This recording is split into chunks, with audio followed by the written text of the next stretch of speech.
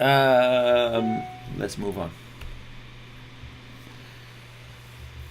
So if you want to do business overseas, basically, well, very simple. You need to negotiate deals, and the question is then how to negotiate with foreigners, and how do I prepare such a negotiation? How can I be persuasive, and how can I identify and deal with foreigners' tricks? And that will depend a little bit on business culture, but also on the personality of the negotiator itself.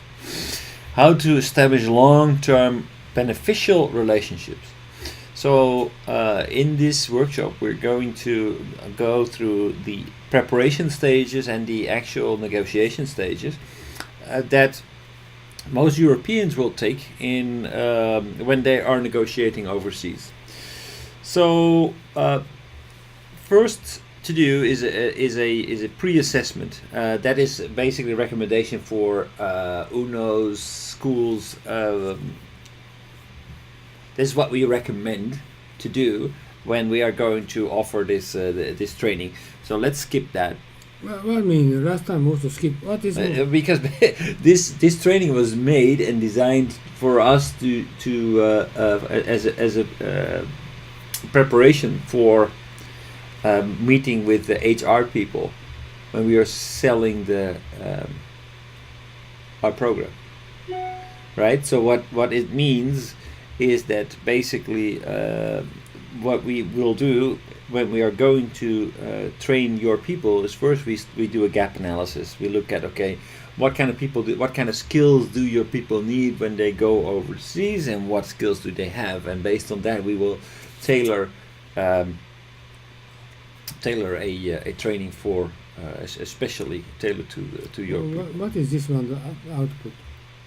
Output is a tailor-made training for a tailor-made program and tailor-made trainings for that organization. So in company A training will not be the same as the company B training, or maybe there are different levels of training necessary for different people within that company's company A's within company A. Okay. So that doesn't really apply to us. So pre-assessment not necessary. Okay, so Just duplicate. what? No. This is more about how to do the pre-assessment. Duplicate. No, it's not. Gap analysis. Who is you? Huh? What is this one? Duplicate. To do, not really. Yeah, actually it is. Same. It is. Yeah. Right? It is. Yeah. Okay. Go ahead. All right. So now be very careful because this we spent a lot of time last week. Basically, I want to make a very simple case here. The point that I'm trying to make here, you see those four quadrants, those four different colors, and that is just an example. It's an example of what a salesperson needs to understand when they are talking with a client, when they're potential client. So I took the example of a car dealer, a salesperson at a car dealership. So let's say that you are trying to sell a car. Then what is very important is to realize that not every customer is the same. So you may be selling a car that has a very nice engine and that is very reliable, for example. That could be the case.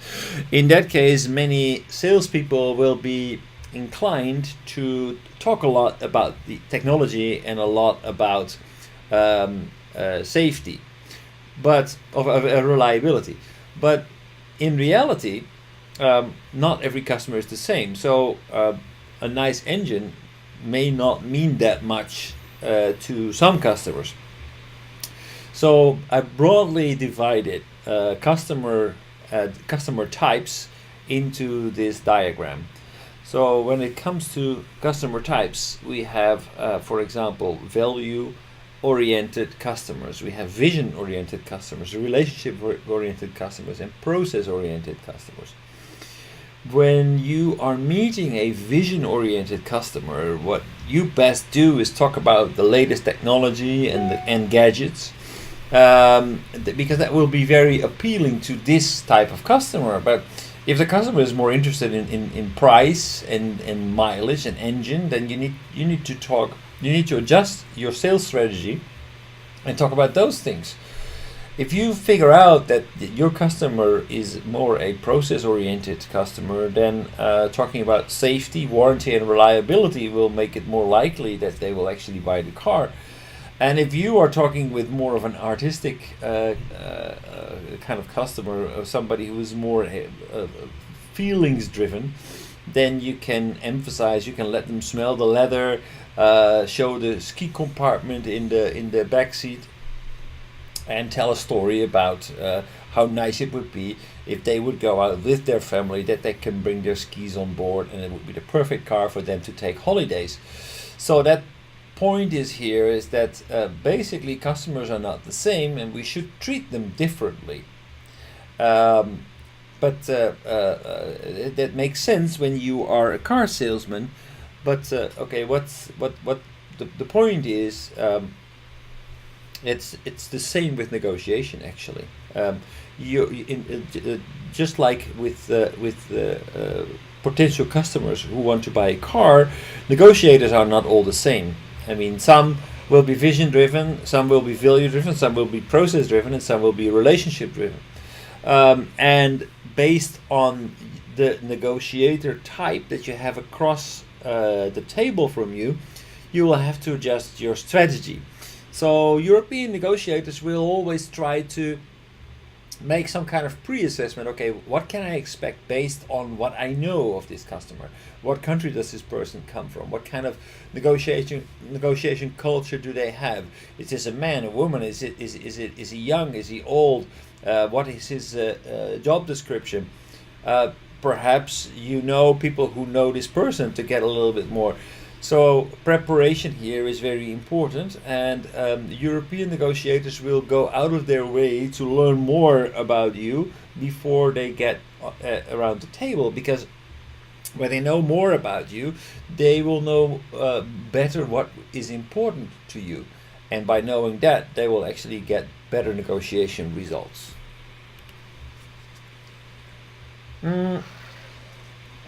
So when we are talking about these different negotiation types, so the vision oriented, value oriented, process oriented, or relationship oriented, what does that mean in terms of negotiators? So vision oriented negotiators, what kind of It's so what different from us, right? right, yeah, so it's not but the same, we're not talking about cars anymore. We're now talking about how to develop these four quadrants in order to get a full range of fields where we can actually address the other side, the other We have negotiators. better change one. Okay.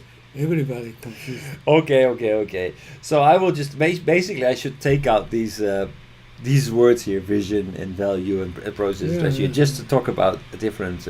Confused. Okay, so